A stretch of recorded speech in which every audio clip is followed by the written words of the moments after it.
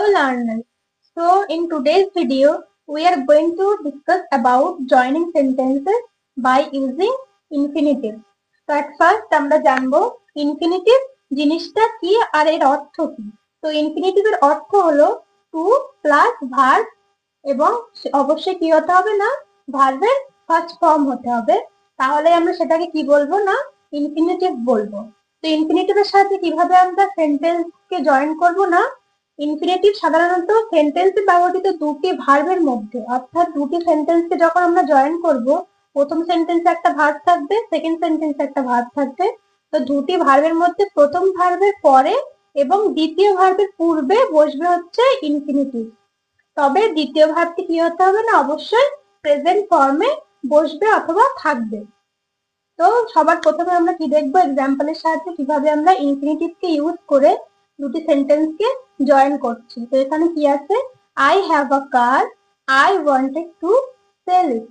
তো এটাকে যদি আমরা ইনফিনিটিভের দ্বারা জয়েন করি, এখানে আমরা কি দেখছি না, আই হ্যাভ আ কার আছে এবং সেটাই কিন্তু কি করছে না, বিক্রি করছে। তো এটির ক্ষেত্রে এখানে ভার্ব কি আছে, সেল, আর এটা কিন্তু ফার্স্ট ফর্মে আছে। তো আমরা কি করব, এখানে আই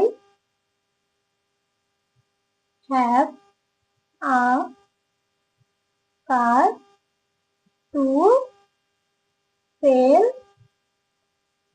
it, অর্থাৎ এটা কিন্তু কি হয়ে গেল না ইনফিনিটিভ, কারণ আমরা কি বলেছি ইনফিনিটিভের অর্থই হলো টু প্লাস ভার্বের ফার্স্ট ফর্ম। এখানে সেল হচ্ছে ভার্বের ফার্স্ট ফর্ম, তার সাথে কি আছে টু, অর্থাৎ ইনফিনিটিভকে ইউজ করে আমরা দুটি সেন্টেন্সকে কি করলাম, এখানে জয়েন করলাম।